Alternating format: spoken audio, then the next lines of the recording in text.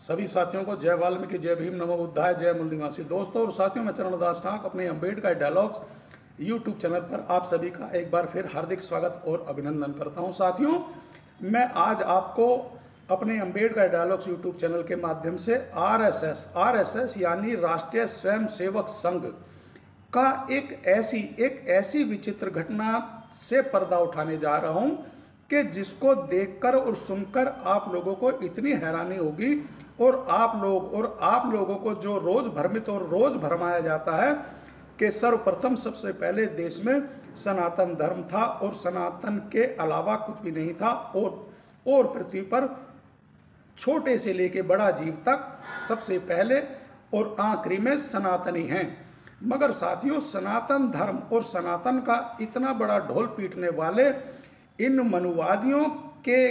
कुछ ऐसी कथनी और करनी से मैं आज पर्दा उठाऊंगा आप लोगों के सामने कि आप लोग भी मेरे छोटे से वीडियो को देखकर और इनकी कथनी और करनी को जानकर और समझकर आप लोगों को हैरानी होगी कि कैसे हम भारतवासियों को ये मनुवादी सनातनी धर्म और सनातनी लोग हम लोगों को कैसे भ्रमित करते हैं और कैसे बहकाते हैं कि इनकी कथनी और करनी में इतना फर्क है। जी हाँ साथियों, आरएसएस के ऊपर बात मैं आज कर रहा हूं। साथियों, आरएसएस का फुल फॉर्म है राष्ट्रीय स्वयंसेवक संघ। साथियों, हमारे देश भारत में राष्ट्रीय स्वयंसेवक संघ को एक ऐसा दर्जा प्राप्त है कि आरएसएस यानी राष्ट्रीय स्वयंसेवक संघ को किसी परिचय की जरूरत नहीं है। आरएसएस या राष्ट्रीय स्वयंसेवक संघ अपने आप में एक मादा रखता है और हमारे देश भारत की राजनीति को भी पलटने या उसको स्थापित करने में आरएसएस का बड़ा योगदान होता है और माना जाता रहा है। साथियों, आरएसएस का सबसे बड़ा एक मुद्दा जो उनका टॉपिक जो होता है वो होता है हिंदू राष्ट्र और आरएसएस का ध्वज। आरएसएस यानी कि राष्ट्रीय स्वयंसेवक संघ का ध्वज भी अपना अलग है, भगवा रंग का। जी हाँ साथियों, आरएसएस का अपना अलग ध्वज है जो भगवा रंग का है। साथियों, आरएसएस ने 26 जनवरी 1950 के बाद 52 वर्षों तक अपने मुख्यालय पे भारतीय तिरंगा नहीं लहराया था और भारत की आजादी की पूर्व संध्या पर संघ ने तिरंगे का विरोध करते हुए घोषणा कर दी थी कि इसका सम्मान और स्वामित्व कभी भी हिंदुओं द्वारा नहीं किया जाएगा। 3 शब्द सांप्रदायिक में बताए गए और साथियों अपने आप में बुराई है। साथियों, 3 रंग और 3 शब्द अपने आप में बुराई है, यह भी आरएसएस ने कहा था और निश्चित रूप से बहुत बुरा मनोवैज्ञानिक प्रभाव पैदा करेगा जो कि देश के लिए हानिकारक होगा। साथियों देखिए, आरएसएस ने 52 वर्षों तक अपने मुख्यालय नागपुर पर तिरंगा झंडा नहीं लहराया था, जबकि इन्होंने 26 जनवरी 1950 के बाद 52 वर्षों तक अपने मुख्यालय पर तिरंगा झंडा नहीं लहराया और तिरंगे झंडे में 3 रंग को अशुभ बताया था और तिरंगा इन 3 अक्षरों को भी अशुभ बताया था जो कि हमारे देश भारत के लिए हानिकारक सिद्ध होंगे। मगर साथियों, मैं अपने अम्बेडकर डायलॉग्स यूट्यूब चैनल के माध्यम से इन राष्ट्रीय स्वयंसेवक संघ और भारत देश और सभी जो भी जनमानस हमारे देश भारत का हिस्सा है, अभिन्न अंग है,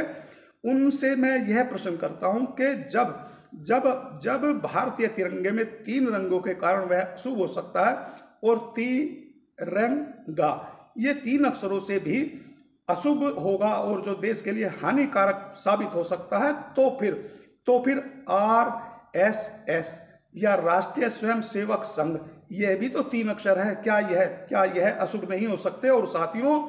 एक सबसे अच्छी और अहम बात मैं और आज आप लोगों से करना चाहता हूं। साथियों, जैसे कि मैं पहले भी कहा कि सनातन और सनातन धर्म के लोगों की करनी और कथनी में देखिए कितना बड़ा फर्क होता है कि इन्होंने 3 रंग वाले झंडे और तिरंगा में 3 शब्दों को इतना अशुभ माना कि 52 वर्षों तक अपने मुख्यालय पर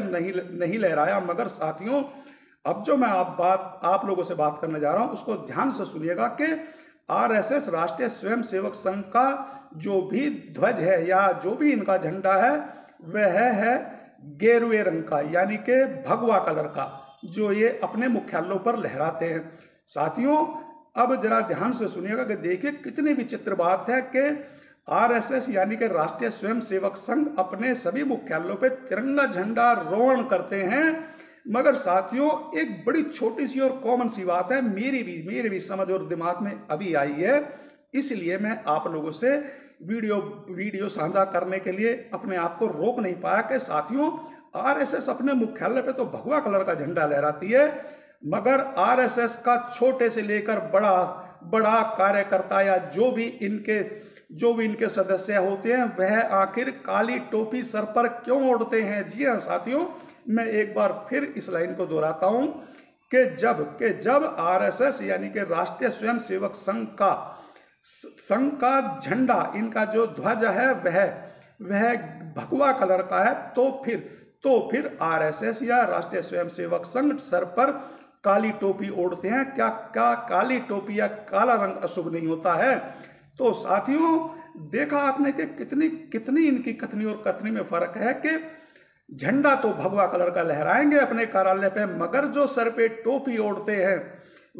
वह अशुभ नहीं है, काला रंग अशुभ नहीं होता है। तो साथियों यह है राष्ट्रीय स्वयंसेवक संघ यानी कि आरएसएस की करनी और कथनी में कितना बड़ा फर्क। साथियों मैं आप लोगों से प्रार्थना और अपील करूंगा, जो हमेशा करता हूं, कि साथियों यह वीडियो कोई साधारण वीडियो नहीं है। यह तो जहां तक मेरी अपनी सोच और समझ है कि यह एक ऐसी घटना कार्यक्रम से पर्दा उठाने का काम करेगी कि जो देश की सबसे बड़ी संस्थान तिरंगे झंडे कुंभ में आने वाले 3 रंग और तिरंगा में 3 शब्द को अशुभ बता सकती है, तो फिर उसी हमारे देश की सबसे बड़ी संस्था में जो भगवा कलर का ध्वज लहराया जाता अपने कार्यालय और ऑफिसों पर और सर पर काली टोपी उड़ी जाती है, तो काली टोपी अशुभ क्यों नहीं हो सकती। तो साथियों आप लोग मेरे इस वीडियो को ज्यादा से ज्यादा अपने सभी बहुजन दलित, अति दलित, ओबीसी भाई और सभी देश में ज्यादा से ज्यादा शेयर करें, और मेरे अंबेडकर डायलॉग्स यूट्यूब चैनल को आप भी सबसे पहले सब्सक्राइब करें, लाइक करें और कमेंट्स तो अवश्य किया करें। और एक बार फिर सभी साथियों को जय वाल्मीकि, जय भीम, नमो बुद्धाय, जय मूल निवासी।